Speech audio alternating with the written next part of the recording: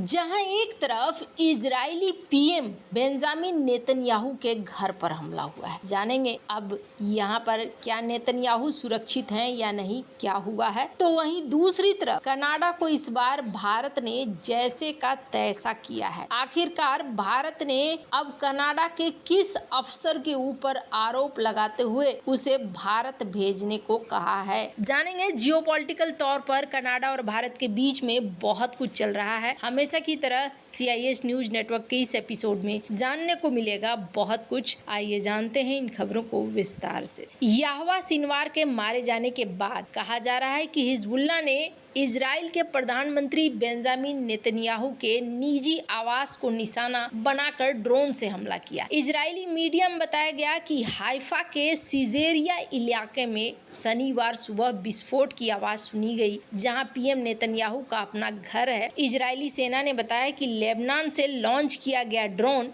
एक इमारत से टकराया। अभी तक किसी के घायल होने की सूचना नहीं है, पर कहा जा रहा है कि सीजेरिया में ड्रोन हमले के समय ही तेल अवीव में भी सायरन की आवाज सुनी गई। वैसे शनिवार सुबह दागे गए ड्रोन में से एक ने सीजेरिया में प्रधानमंत्री नेतन्याहू के घर को निशाना बनाया। सोशल मीडिया पोस्ट में दावा किया गया कि हमले में जिस इमारत को निशाना बनाया गया वह नेतन्याहू के घर का हिस्सा। IDF ने बताया कि साथ में 2 और ड्रोन भी लॉन्च किए गए जिन्हें रोक दिया गया। इसके कारण हिलोट सैन्य अड्डे पर अलार्म बजने लगा, लेकिन बाद में सेना ने बताया कि ड्रोन क्षेत्र में नहीं थे। कई रॉकेट भी गैलेसी सागर में गिरते हुए दिखे। अब ऐसा कैसे हो गया? आपके मन में भी ख्याल होगा कि इनका निजी आवास है, यहाँ तो सुरक्षा जरूर होगी और बिना सुरक्षा के आवास को तो छोड़ा नहीं गया होगा। आयरन डोम क्या कर रहा था? तो सबसे बड़ी बात यह है कि इजराइल का आयरन डोम कुछ मिसाइलों को छोड़ सकता है और कुछ रॉकेट्स को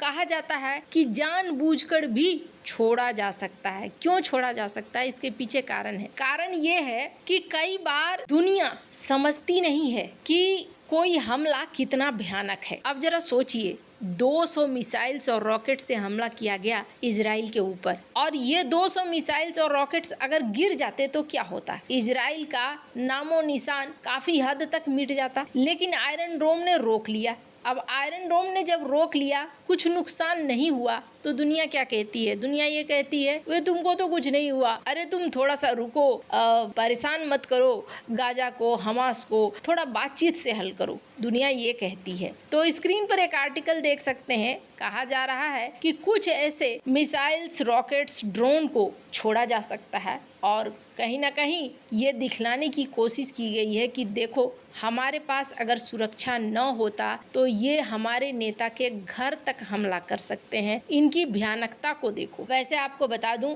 एक के बाद एक कई घटनाक्रम हुए हैं। हालांकि PM वाइफ उनकी घर पर नहीं थी, कोई इसमें घायल नहीं हुआ है, इसलिए सब कुछ यहाँ ठीक ठाक ही है। नेतन्याहू ने ये कहा है कि युद्ध अब कल ही खत्म हो सकता है अगर तुम हमारी एक शर्त मान लो। चूंकि याहवा सिनवार मारा गया है तो अब हम सिर्फ यही चाहते हैं कि तुम हमें हमारे बंधक लौटा दो, ये युद्ध खत्म हो जाएगा। अब हमास के पाले में इन्होंने गेंद डाल ली है, और यूं ही नहीं डाली है, इनके पास अब एक बातचीत करने को लेकर एक चीज भी है, और वो चीज क्या है? याहवा सिनवार की बॉडी। इसे कहा जा रहा है कि इजराइल ने अभी रखा है कि जब बंधकों को छुड़ाने की बात आएगी तो इजराइल यहाँ सौदा कर सकता है। डोनाल्ड ट्रंप ने भी इस बात को कहा कि सिनवार की मौत के बाद अब शांति स्थापित होना आसान हो गया है। हालांकि कुछ लोग मानते हैं ऐसा नहीं है। याहवा सिनवार के बाद अगर उसके भाई मोहम्मद सिनवार ने वो गद्दी पकड़ी तो इजराइल के लिए मुश्किल और बढ़ेगी, क्योंकि दोनों में अंतर है। मोहम्मद सिनवार कुछ ज्यादा ही हिंसक माना जाता है,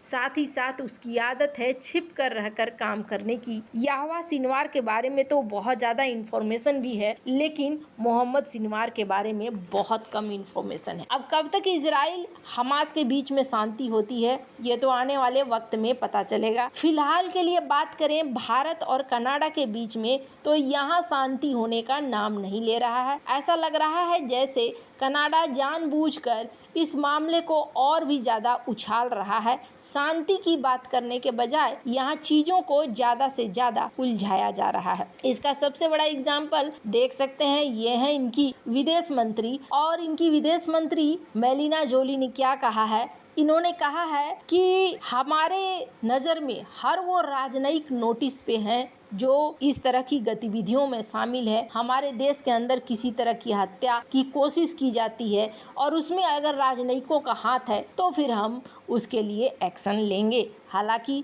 6 राजनयिक और यहाँ जो इनके चीफ थे उनको भारत ने बुला लिया है। हालांकि कनाडा कहता है कि हमने निकाल दिया है और बाकी जो बचे हुए हैं उन पर भी हमारी नजरें हैं। अब ऐसा कहने का मतलब ही हो गया कि ये लोग अभी किसी भी हद तक में शांति नहीं चाह रहे हैं, रिश्तों को एकदम उखाड़ कर फेंक देना चाह रहे हैं। हालांकि आपको बता दूं, कनाडा में जो इंडियन बैंक्स हैं वो भी इस वक्त परेशान हैं। उन्हें लग रहा है कि ये रणनीतिक समस्या अगर समाधान नहीं होता है तो फिर कई क्षेत्रों में इसका प्रभाव पड़ेगा। स्क्रीन पर एक आर्टिकल देख सकते हैं। जो सिख समुदाय हैं यहाँ के, वो भी कह रहे हैं भारत और कनाडा को, नॉर्थ अमेरिकन सिख ऑर्गेनाइजेशन, कि आप लोग आपस में बात करिए और ये जो टेंशन है इस टेंशन को ख़त्म कीजिए। क्योंकि हम दोनों का इस तरीके का कल्चर रहा है, हम लोग एक दूसरे के साथ मिलजुल कर रहते रहे हैं, व्यापार करते रहे हैं, व्यवसाय करते रहे हैं और ये जो फ्रेश समस्याएं खड़ी हो रही हैं